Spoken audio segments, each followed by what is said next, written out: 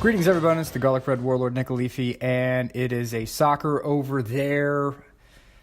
Well, it's sort of a hodgepodge episode, isn't it? Crumpets and espresso and all that. We've had a couple of them over the holiday break, you know? Classic smorgasbord. I know. You guys probably prefer the full show. Maybe you do, maybe you don't. If you don't like it, let us know. If you do like it, let us know. So that way, in 2020, we can make sure the content is popping for you. That's what we want. We want to create more next level content for you. But let's go ahead and dive right into it and what's happening right now. And that is that Serie A is on break. Yes, until like the 5th of January. They're on break. But that doesn't mean the news stops, because in the news, it looks like Jim Pilata has had his fill of Serie A. He is looking to offload AS Roma for about $1 billion to U.S. businessman Dan Friedkin. There are numerous outlets reporting this, that Dan Friedkin is going to buy the team, that they are in the closing stages of the negotiation, that essentially dotting of I's, crossing of T's and all that stuff just needs to be done before they can officially announce it. The stock price of Roma has jumped up as a result of this. You're going to see the stock jumping up in Milan. Well, Milan is where Italy's stock market does its business. So if you see Roma stock jumps in Milan, that's why. Also, why is Jim Pilata looking to offload Roma? It looks like they've had a resurgence in popularity. It looks like, obviously their social media is top flight. But why? Why sell it now? It all goes back to control. And what do I mean by that? Remember, we talked a while ago about how most teams in Italy don't control their own stadiums. Most teams have to play in stadiums that are owned by the municipality. So Napoli plays in a stadium that's owned by the city of Naples. Milan, San Siro, Giuseppe Meazza, whatever you want to call it, in Milan is owned by the city of Milan. The problems come in whenever you see teams in England that have their own stadiums where the team owns it, the team controls it, and the team collects all the revenue from said entity. Juve is one of the very few, if not the only teams in Serie A that actually owns their own stadium, lock, stock, and barrel. There's obviously no surprise why they're also one of the most financially stable teams in Serie A as well. Other teams want in on that action. And in the city of Rome, well, the entire city is a UNESCO World Heritage Site, which means that you have to have so much political pull to get anything done in that town. It's virtually impossible. There's too much red tape, and it's too much red tape from a revenue generation standpoint, and it's too much red tape from an approval standpoint to get a stadium built. Jim Pilata tried. He did everything humanly possible to get it done. He couldn't get it done. Now he wants out. Rumors are that he's going to be taking his money to England, where it is allegedly easier to get the revenue generation done, as well as building and constructing your own stadium as well. So I've gone back and forth with people about the progress of Roma Stadium. Some people said, oh, well, it's set to open next year. No, guys, the ground hasn't even broken on the stadium yet. There's nothing there. I was just in Rome. There is nothing there from Roma Stadium. Nothing. Jim Pilata, soon to have nothing to do with the city of Rome itself. So I wish Jim Pilata the best. Well done. I mean, he took Roma from the brink of bankruptcy all the way to the fiscal stability. That is a monumental lift in itself. So well done for him.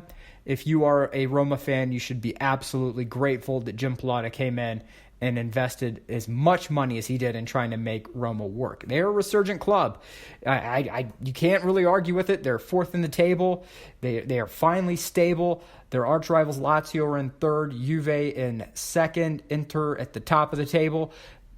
He's leaving Roma in great hands, which, I mean, that's really all you can ask for. I really don't know how you get much else outside of that. But Dan Friedkin coming in, maybe he has better luck in getting a stadium built. The best thing he could do is work with Lazio and get Stadio Olimpico completely redone.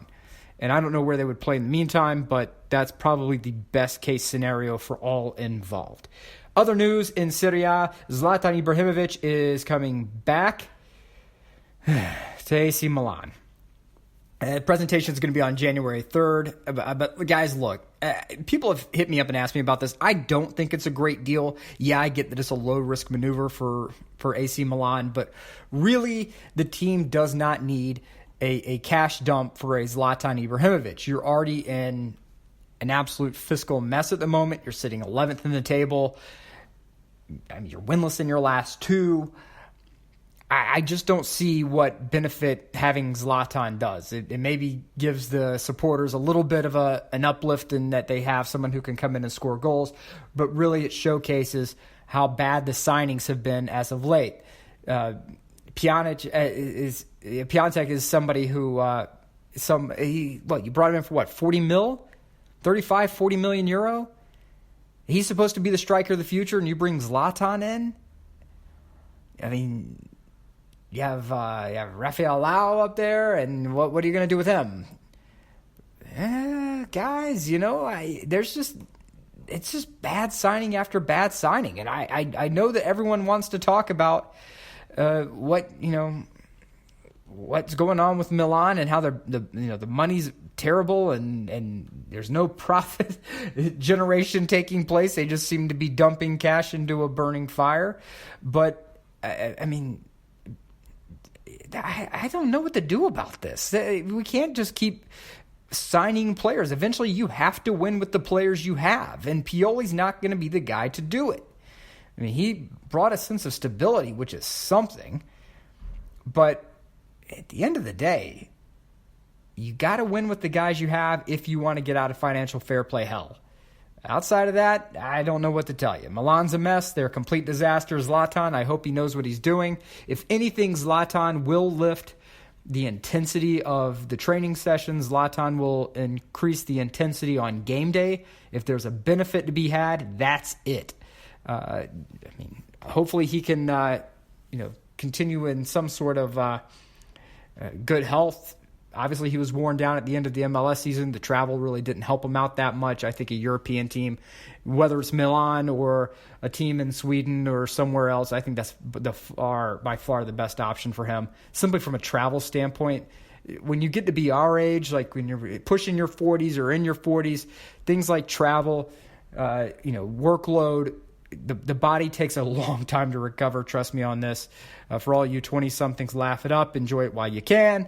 But in the meantime, Zlatan's going to do Zlatan things for, I think, a game or two. He'll get a nice little bump, maybe get you up to about 8th or 9th in the table, and that'll be it. And if he plays a certain number of games, allegedly there's escalators in his contract that say that he gets an automatic option year picked up. That's about $6 million a year. Great money for him. Hope it works out well for Milan. We'll see how it goes. Other than that, Rossoneri, let's just hope that the Elliott group actually does something great, like sells the team, because I don't see a lot of operational ability from them that tells me that they're going to be getting this team to a fiscally solvent position anytime soon. We'll deal with that as it comes along. Anyway, we have had people ask about why the schedules are not updating for Serie A. If you go online, you'll see that every game's at like 9 a.m. from going to February and March and all that. Look, the times will be updated after the break. I remember I said earlier in the show that there's going to be January 7th. They should be January 5th, 6th, and 7th. They should be back in action. Schedule should be updated shortly after that. The date should be set. Should. It's Italy. Everything changes. Everything's flexible. Good luck with that. But the times will absolutely update. But if you're making travel plans based around the Serie A schedule, there should be something there for you. Just plan accordingly. Don't just get the Serie A schedule, but also make sure you get some Serie B schedules as well, just so that way you could take a short train ride in any direction from the major cities and at least catch a little bit of calcio if you can. I'd recommend that. If you're going to go, might as well take in the culture if you can. Serie B is not a bad place to do it. Also save a lot of cash. A lot of cash, baby. Spend that money going, getting yourself a nice hotel room, bed and breakfast, do something big like that. Don't just dump all your money at Serie A if you don't have to. That's all I'm saying. Just give you some options, all right? Anyways, we will be back on normal schedule next week. Live show, Brewhouse. Big time, 9,000 plus televisions, their own separate power unit. I'm trying to convince them to get Aperol Spritzes on the menu so we can make it like a true Italian evening. And especially in northern Italy, you have around 4, 5, 6 o'clock. The young people will go to the squares and they will have Aperol Spritzes and Camerol Spritzes, and it is a wonderful, refreshing way to end the workday. I will probably make myself one this evening. I don't know. We'll see. Anyways, I hope you guys have had a fantastic holiday break. Maybe you took a little bit of time off of work. Do whatever you got to do. But anyways, work's coming up. You need that distraction. Tune into the SDH Network. Soccer down here, soccer over there. OSG Sports. We have so much content coming for you in 2020. It's going to be absolutely nuts. We enjoy doing this for you. Thank you so much for sticking with us. It's the Garlic Red Warlord, Nick Khalifi. I will be back. 11-minute podcast. Good Lord Almighty. I love it. I love it. Content, baby. Jim Pilata, thank you so much for resurrecting Roma. We, in Calcio land, really do appreciate it. Good work. Good work. Best of luck to you in England if you go there. All right. Talk soon. Mucha, mucha euro, y'all. Aperol Spritzes for everyone.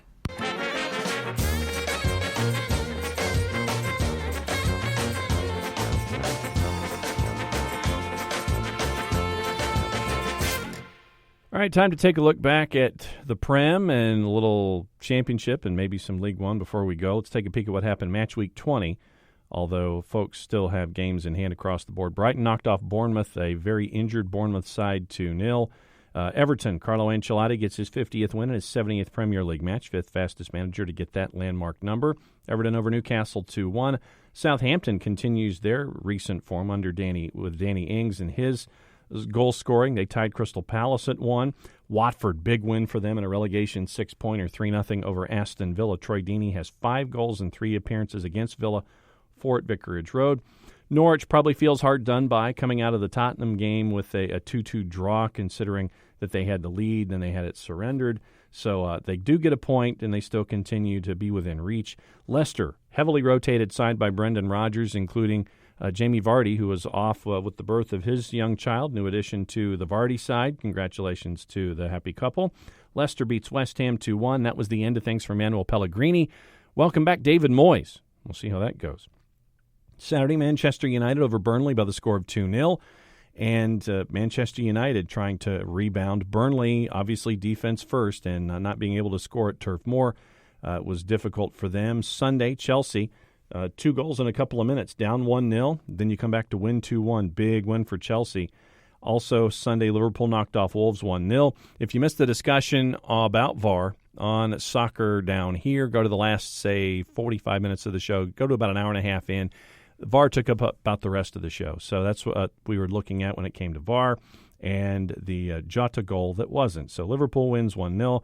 They stay on top. Manchester City, another VAR instance going up against Sheffield United. Goalless at the half. 2-0 was the finish. Manchester City gets the Duke there. Now looking at what could go down in Week 21 as we look at stuff around the new year. New Year's Day, Brighton and Chelsea. Don't know which Brighton team we're going to get. Are we going to get the one where Aaron Moy was on absolute fire? So I'm looking at Chelsea here to continue their form. Burnley and Aston Villa, this one's big. This is another big battle for Villa as they continue to try and stay out of the relegation fight. They're right there, 4 teams in 3 spots, and Villa is hanging right there. Burnley needs a win in the worst way. Leicester, they should be rotating back to the way that they were on New Year's Day. So they go against Newcastle. Remember the last time these two teams went at it, it was 5-0. Leicester. Southampton, can they continue their hot form going up against Tottenham? Harry Kane has 5 goals in his last 3 Premier League New Year's Day appearances. So look for Kane to get on the board if you're a fantasy player. Watford and Wolves. Watford, can they continue their hot form going up against a Wolves side that feels hard done by after what happened against Liverpool?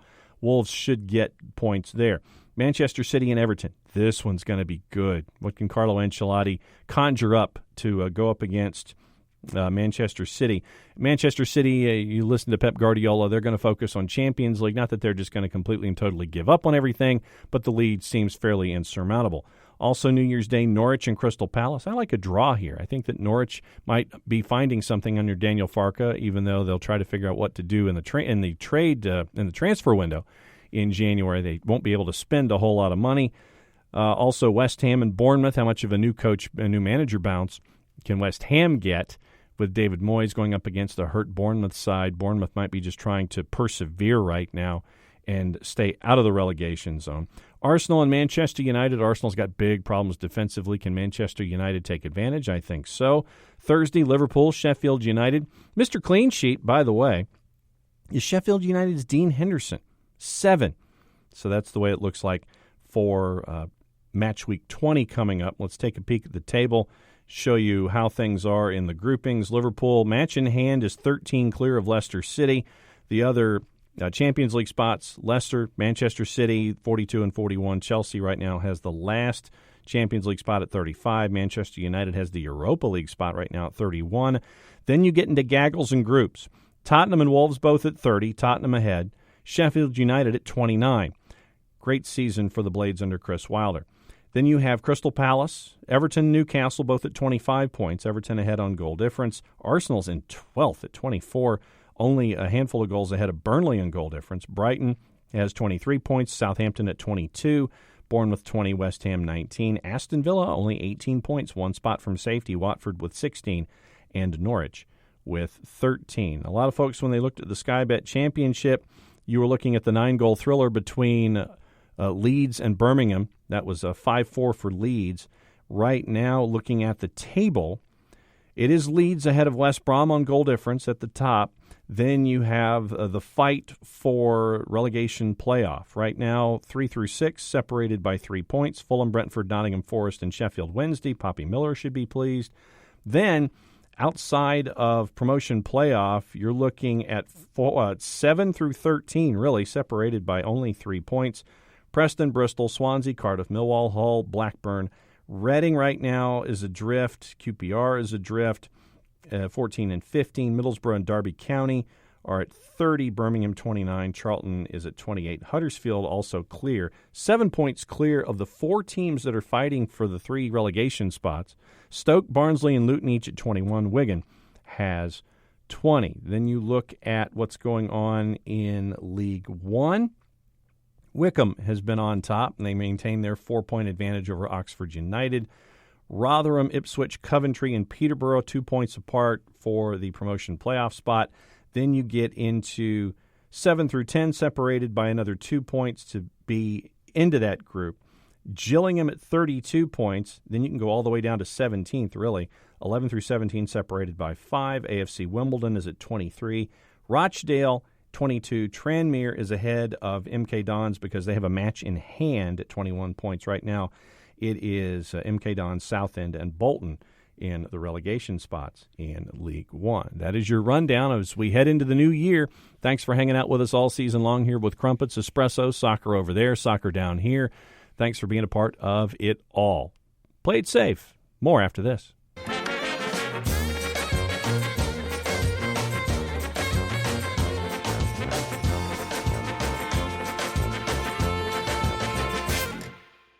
Welcome back to Soccer Over There. Jessica Charman at Jess Talks Footy. Time for my segment.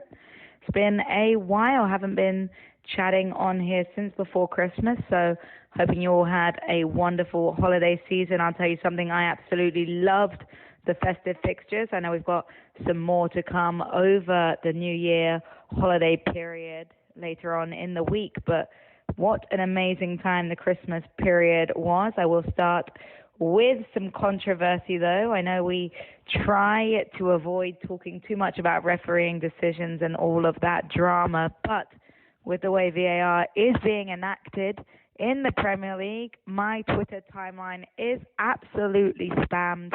And I guess I wanted to add my little 2 pence on that topic. Let's start with the first moment of madness that we witnessed in the Manchester City game versus Sheffield United. You may remember that Jason Longshore and I had a long chat about different rules that had been introduced with the implementation of VAR. One of those being that if the soccer ball touches the referee during the play, it'll be a drop ball awarded. Well, that's what it looked like. It looked like the ball had touched the referee in the build-up to Man City's first goal. Sheffield United were clearly dismayed by the fact that the referee got in the way of two Sheffield United players. Ball fell very favorably to Man City. The ball wasn't stopped, or play wasn't stopped, rather. Man City go ahead and score. Further look, referee doesn't touch the ball but does get in the way of two players, and therefore VAR can't go back and look at it. So when you think about it, the rule was implemented correctly, and I think that's what's so frustrating. Referee can't give a drop ball. He didn't touch the ball.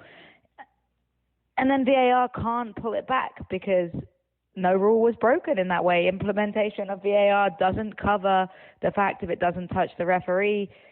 So you have to look at things like this and wonder, yes, the referee on the pitch got it right, but the rule is wrong.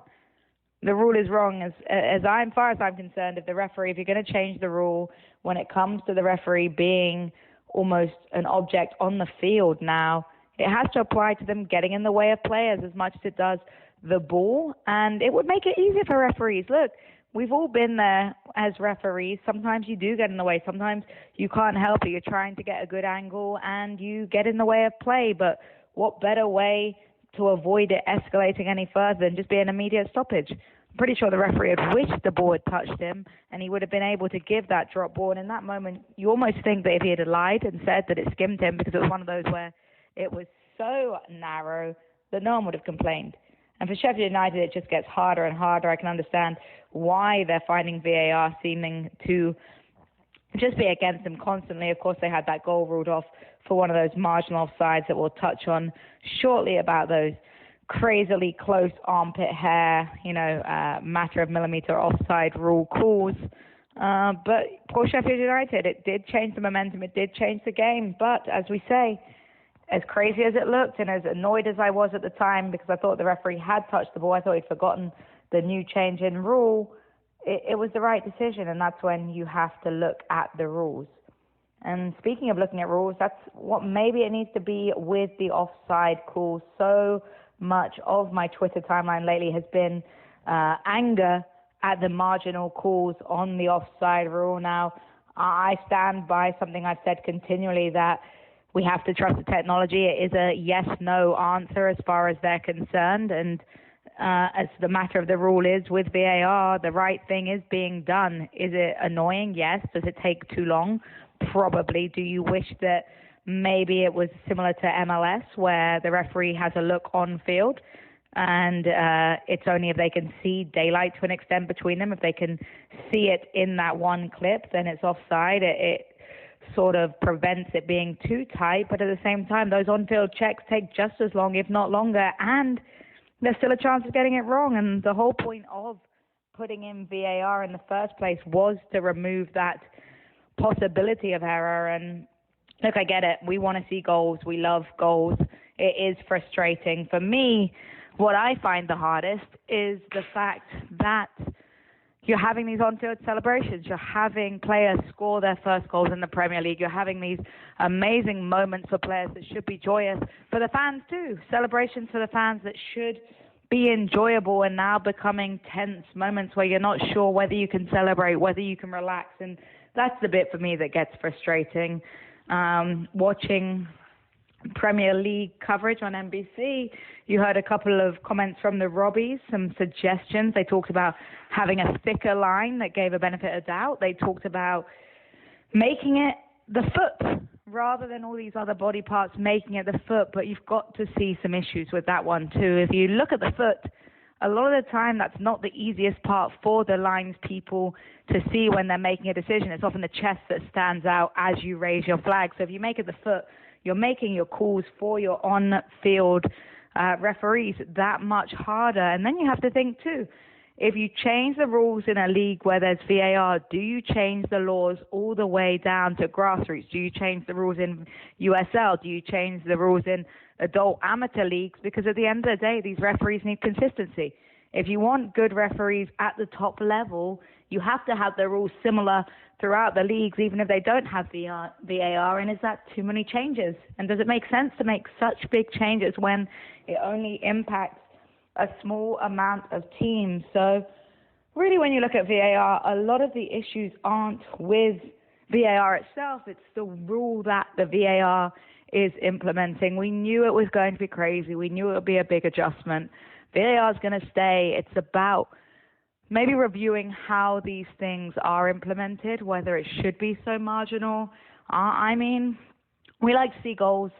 The original rule of offside was, of course, added with the benefit of the doubt going in favor of the attacker. You want to see more goals. It's a positive scoring, exciting match. But at the same time, do you want forward players to get even more of an advantage? No, and VAR was meant to be there to solve that, and it's got some work to do.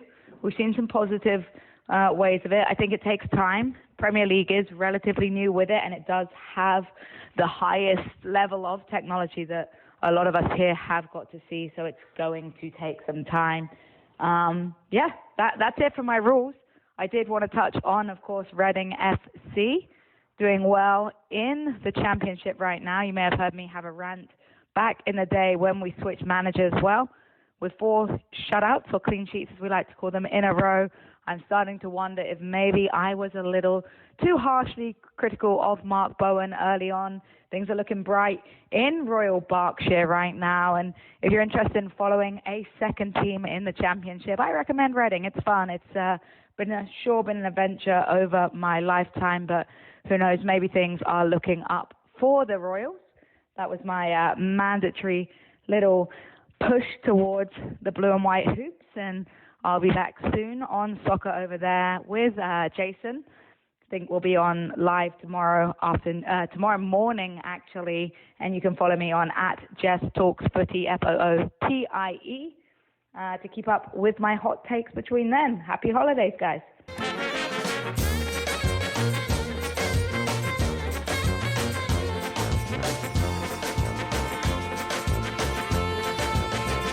All right, Crumpets and Espresso time. Let's get north of the border and get away from the sun of Italy, or the general common sense that makes sense, and the beautiful play that is England at times. Now let's go to Scotland, where it gets ugly and dumb, and Steven Gerrard's yelling into a camera, and he's still yelling at me. I don't know why I'm being yelled at. Oh, that's why, because Steven Gerrard went into Celtic Park and won 2-1 with Rangers over Celtic in a game where they just looked better.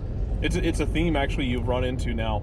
Last 2 times they've played, Celtic wins the League Cup a couple weeks ago in a game where they get outplayed, and Alfredo Morelos still can never score against Celtic. It is his albatross he will carry around his neck for all time. Celtic gets the win there when they really didn't play well enough for it, and then they get punished. They get punished Sunday in the Old Firm match that really makes this a lot of fun for the rest of the season now. At least, you would like to think it is, because now Rangers having a game in hand. If they win their game in hand, they're on top of the table. Celtic dropping this game at home is huge for them as their quest to try and go for 10 in a row. Well, 9 in a row first this year, and then 10 next year. Running into a little bit of trouble there, and you really see the issues that they have in the midfield, where they don't really have anyone to connect to play. Hello, Darlington Nagby. Why didn't you go to Glasgow? Why don't you love me? And you really see that what Steven Gerrard has built there, and he's making it work. And what Neil Lennon just hasn't had working for him, as much attacking power as he has up front, doesn't always have the ability to connect it all. Now, getting away from the Old Firm, we can check in on Aberdeen as well. Aberdeen pulls a draw against Hearts. A game that was just kind of up and down. It was kind of there, then it kind of wasn't.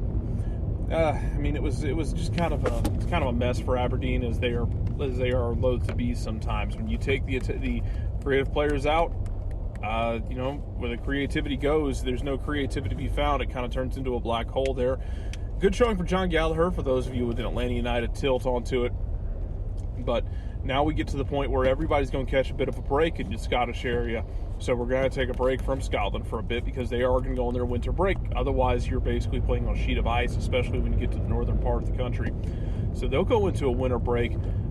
Celtic and Rangers have some games coming up in international play after getting out of Europa League group stages. Rangers sitting in a really pretty position right now to try and bring about this run of 8 straight league titles for Celtic. And Aberdeen's still sitting there, kind of juggling back and forth between 3rd and 4th as they're trying to secure themselves a spot, at least to get to the playoff rounds for Europa League going forward. That's about it. Otherwise, quick hit. Rumors out of Scotland about a winger from Hearts coming to Atlanta United. Haven't really looked into how legitimate all that is. We'll just have to see. There were rumors, I believe, a year or two ago that Atlanta United had looked over that way. Wouldn't be surprised if we see this more coming forward, though, with Atlanta United and Aberdeen continuing their relationship. Hoping we see more players go either way there. And, worst case scenario, never forget, Aberdeen can basically be Atlanta United's own Green Bay. You can send your own personal Brett Favre out to Aberdeen at the oil wells of Scotland. And this time, they can come back to you instead of haunting you for the next 2 decades. Y'all, I'm going to send it back to y'all. Take care.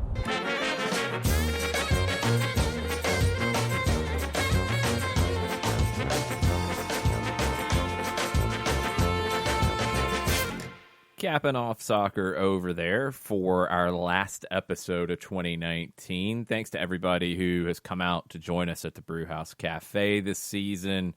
We'll be back on Monday starting our 2020 run with a lot to talk about at the Brewhouse on Monday. But thanks everybody who's listened to both soccer over there, soccer down here all season long, all year long. We really, really appreciate it. We've got big plans for 2020. We're working hard to make everything as high quality as possible, put out as much content as we possibly can, and keep entertaining you guys out there who are going out of your way to spend some time with us, whether it's in person or spend your time listening to us in your car, in your home, on your bike, on your walk, wherever it is. Thank you for making us part of that. Last night, if you have not had a chance to see the spectacular second leg of the Liga MX Apertura final, go find the highlights. Go look for Today NA to play the best in 60, whatever breakup they have of all of this. You need to watch it because it was an amazing match. And Monterrey did something that was incredible. When you go back to early in the Apertura, when Monterrey was looking like they weren't going to make the postseason, they really were struggling under Diego Alonso, who, by the way, is now the new manager of Inter Miami. The Herons have their manager. Alonso has won 2 CONCACAF Champions League. He won it back in May. Well, get to September, and Monterrey had won 1 in 6. The club's directors decided to move on. And this is a club in Monterrey that has very high expectations, that they don't put up with those types of results. They went out very big, very bold, tried to get Matias Almeida to leave the San Jose Earthquakes. Didn't happen. They turned to somebody that they know very well, Turco Mohamed. Turco was a player at Monterrey. He had been a manager there before. Couldn't quite get over the hump with Rayados. Went to Spain. It didn't work out. Went back to his native Argentina. It didn't work out. Was out of a job. And everything came together. And you could see how much it meant to Turco Mohamed after the final penalty last night. He could hardly watch the penalties, first off. He stayed back with in his bench area, I think almost as far back as you could sit. Almost looked like he was hiding in some ways. He could hardly watch this unfold. And Monterrey ended up winning the shootout. And the tears started immediately for Turco Mohamed. And the story, if you have not heard it, I highly recommend going to check out goal.com and the excellent John Arnold and his work, kind of giving you the rundown of how all this went down. So Turco Mohamed spent time in Monterrey as a player between 1998 and 2000. His son grew up as a Monterrey fan. His son's life was cut short in 2006 in a car accident during the World Cup in Germany. Turco Mohamed had made a couple of promises to his son. that he would return to Huracan in Argentina, get them back to the top division. When he spent his time at Huracan, they were in the top division. He didn't have to get them back. They already got there before he arrived. The other one was that he would return to Monterrey one day and win a championship. First time around, he wasn't able to do it. This time he was. It's an incredible, incredible story. It's an incredible run for Rayados. One loss since Turco took over. Liverpool. Stoppage time. Club World Cup semifinal. That's it. That's the only loss they've had. It looked like after 45 minutes at the Estadio Azteca, there was going to be a second because Club America was all over Monterrey in the opening stages, especially in the first 20 minutes. Controlled the first half. It just looked like there were no answers. I told people I thought Monterrey was gassed. I didn't think they had any legs left. It looked like their legs were gone halfway through the first leg. It's a team that, after the semifinals, went to Qatar, played 3 matches, sent some guys back early, but still, you're flying halfway around the world. And then you come back and you play a Thursday, Sunday. Very, very difficult. I don't know where they found the energy in the second half, but they turned the game around. They did get a little bit of luck. They did. It's an awful clearance late in the match. Falls right to Dorlan Pabon. Jorge Sanchez with a gift for Pabon. Pabon drills a low cross. Rogelio Funes Mori, who, he's been everywhere for this team. The bicycle kick in the first leg, I'm sure you've seen it by now. If you haven't, go watch it another 5-10 times. He doesn't have to go full bike this time. He doesn't have to go chilena. He just has to put it away. He does. That sends them to extra time. Looked like Monterrey was going to find a goal in the first half of extra time. They couldn't.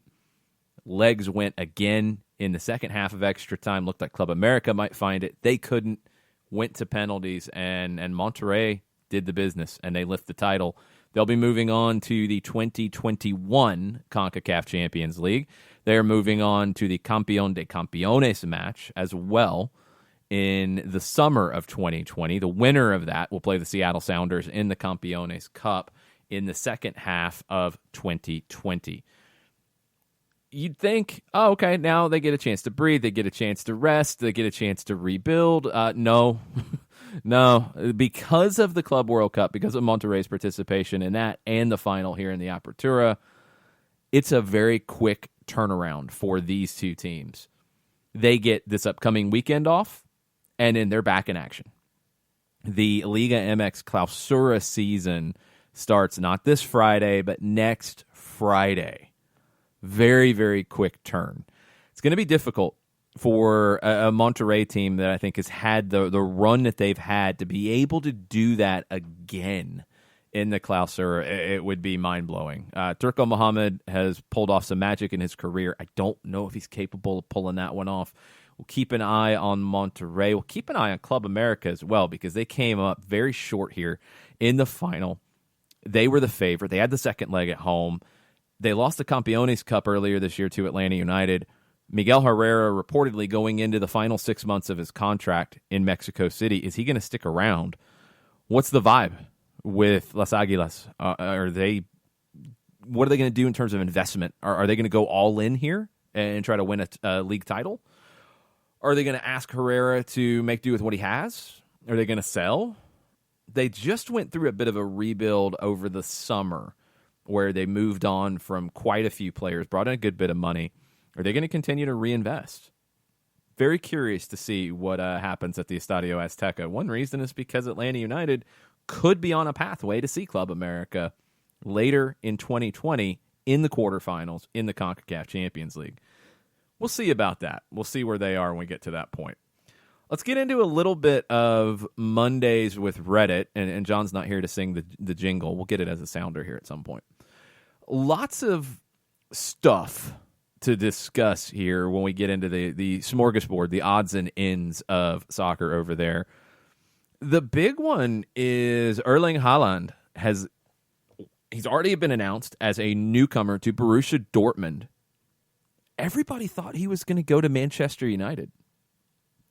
Everybody was expecting him to end up at Manchester United. his agent, Mino Raiola, has said that that's where he thought he would end up too. That's where all the conversation was. He said the club that Haaland had the most direct contact with was Man United. Clearly, he felt that at this moment, it was not the right step in his career. If he wanted to go to United, I would have been obliged to take him, but he did not. Their offer was good. It was not about the economics. Yeah, that's gotta hurt if you're a Manchester United fan and you hear that. He's gone to a club that is known for developing talent, is known for nurturing young talent. It's a good fit for him. But that club used to be Manchester United. It's not anymore. It's a problem.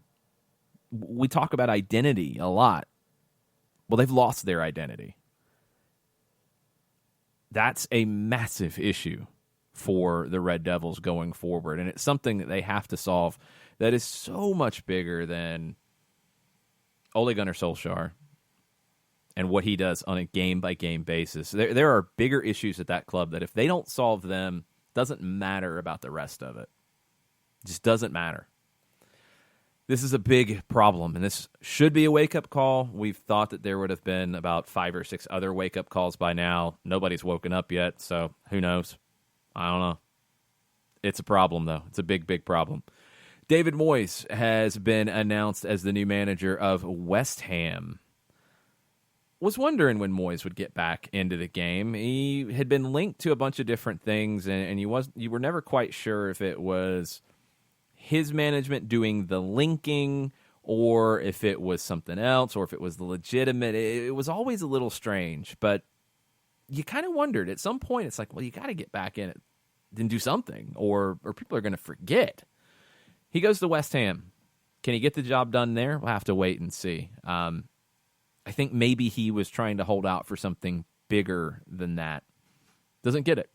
Curious to see how that goes.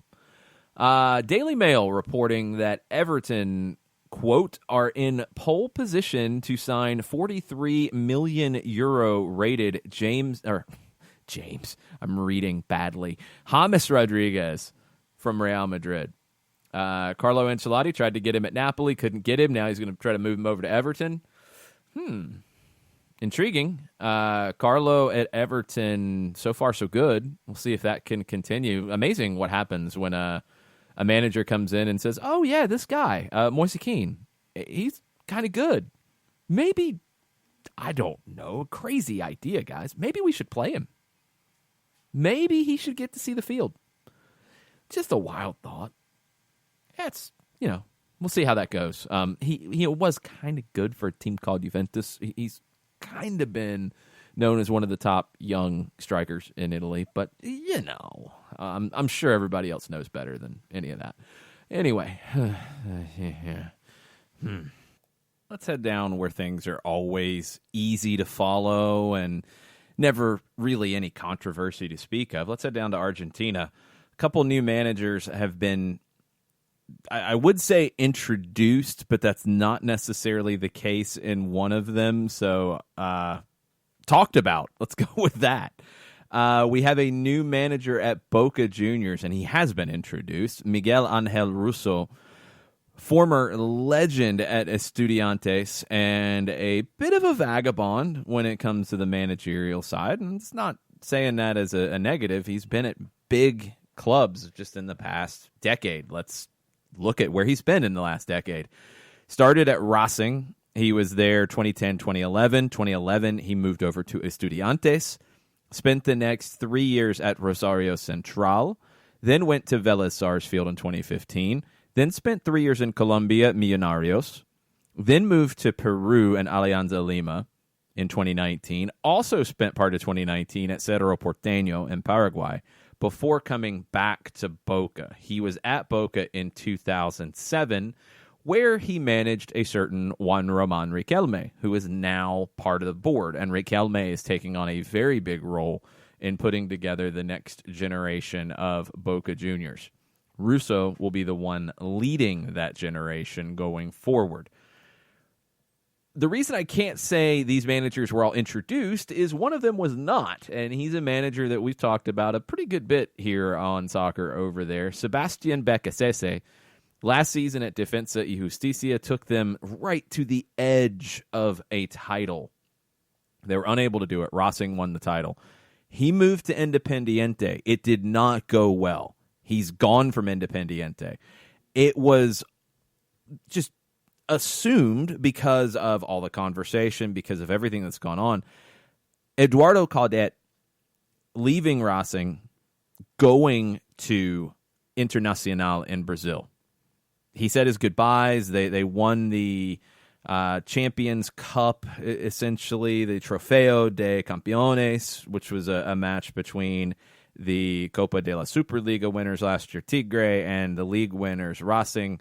Won that, said his goodbyes, actually took a little bit of a shot at Becasese because it's been expected that he'd be the guy at Racing to follow him. Hadn't been an announcement or anything official. Well, this morning, there was a video that was posted by Racing introducing Sebastian Becasese as the new manager. Cool. Going to be a press conference, 1 o'clock. Cool. Well, it got canceled. It got canceled, and when you go to Racing's Twitter, at Racing Club, translated, due to the succession of holidays at the end of the year, a delay in the administrative procedures necessary for the preparation of contracts was generated. For this reason, the presentation of Sebastian Becasese as a new coach of the professional team has been postponed. According to Ole, there is a hitch on one side with Caldet and his contract being terminated because of who was paying the exit clause, whether it was Internacional or it was Caldet, or there isn't an exit clause. I don't know. The other side was the contract for Becasese. It wasn't finalized yet, so they announced a press conference. They had to pull back from that and blame it on the holidays, which we all knew what the holidays were going to be. But hello, welcome to Argentine football at times. So Racing has introduced via video Sebastian Becasese. They have not put him in front of a microphone yet. I'm sure that will happen very soon once they can get some contracts finalized on both ends. We'll see what happens. There'll be plenty to talk about next week at the Brewhouse Cafe. Join us at 6 o'clock. We'll be there from 6 to 8 every Monday going forward. We've got some other stuff coming up at the Brewhouse Cafe that we'll be announcing on Soccer Down here tomorrow morning. Listen up. We start at 9 o'clock in the morning. We'll be running to 11. The final show of 2019. Craziness. It's been a great year. Thanks to everybody who has been a part of it. Thanks to everybody who has contributed to all of our shows. Thanks to all of our contributors here in the Soccer Over There Superstar Squad. How about that? Let's go with it. Nick, Jess, Jarrett, John, thanks to everybody for always being part of this, of Crumpets and Espresso. Thanks to all you out there for listening. We'll be back on Monday for the next Soccer Over There Live. We got some Crumpets and Espresso coming up at the end of the week, though, as the schedule starts to get back to a little bit of a normal flow after the festive fixtures have been completed. Until then, thanks for listening.